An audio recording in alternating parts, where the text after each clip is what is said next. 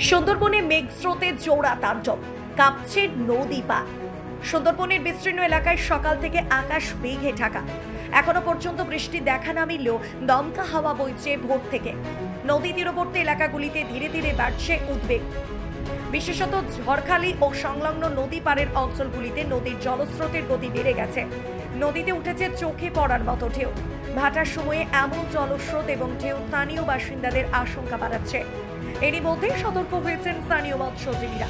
অধিকাংশই নদীতে যাত্রা স্থগিত রেখেছেন। আবহাওয়া দপ্তরের পূর্বাভাস অনুযায়ী আগামী কয়েক ঘন্টার মধ্যে বৃষ্টিপাতের সম্ভাবনা রয়েছে। দমকা হাওয়া আরো জোরদার হতে পারে বলেও পূর্বাভাসে জানানো হয়েছে। ফলে পরিস্থিতি নিয়ন্ত্রণে রাখতে প্রস্তুত রয়েছে প্রশাসন। সুন্দরবনের আবহাওয়া গনিয়ে আসা যে কোনো প্রাকৃতিক বিপদের পূর্বাভাস হতে পারে বলে মনে করছেন বিশেষজ্ঞরা। ফলে পরিস্থিতি যাতে নিয়ন্ত্রণের বাইরে না যায় তা নিশ্চিত করতে যাবতীয় ব্যবস্থা নিতে তৎপর প্রশাসন।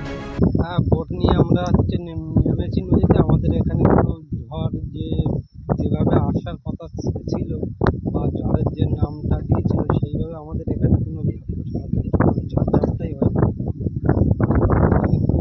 পুলিশের পক্ষ থেকে টোটালটা বন্ধ